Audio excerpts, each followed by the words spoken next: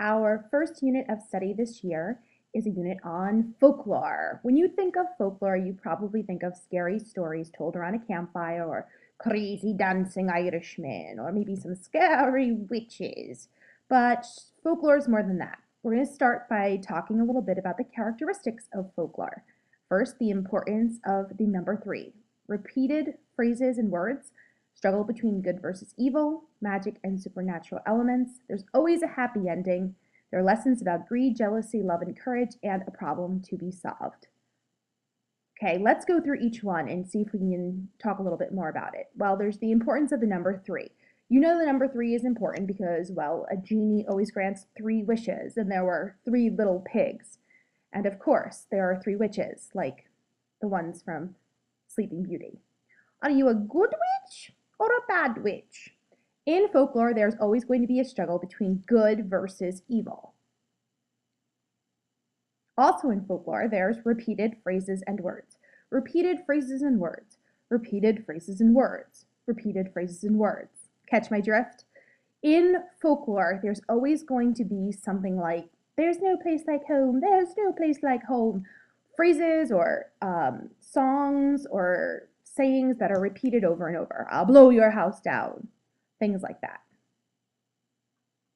Okay, also in folklore, we have magic and supernatural elements. Okay, think about Jack and the Beanstalk. Hello, magic beans that turn into a giant beanstalk, at the top of which is a scary giant who has, right, a geese that lays golden eggs.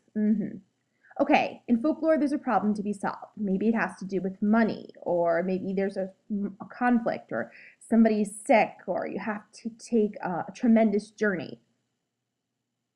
But the good news is there's always a happy ending in folklore. So perhaps it'll end in a marriage or that victory being realized.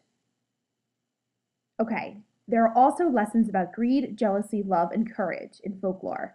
So you learn a lesson about how money isn't necessarily important, or somebody's jealous of somebody else, or the importance of love, or maybe somebody needs to find courage.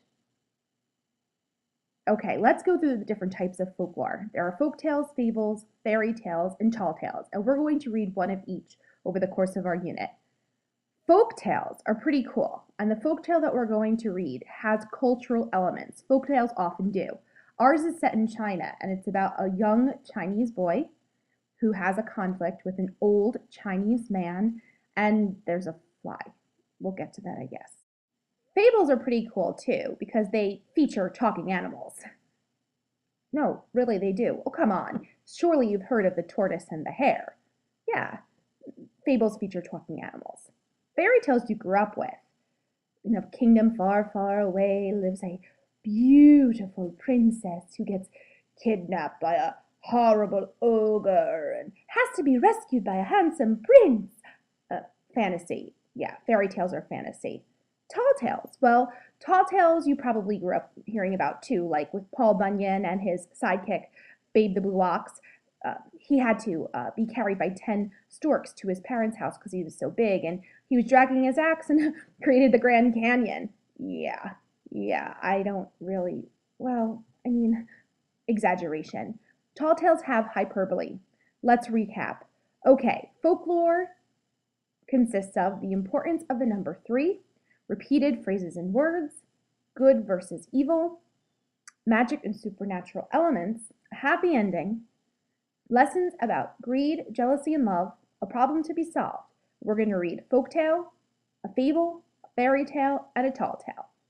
Yep, I think we're set. I think we're ready. So let's get started.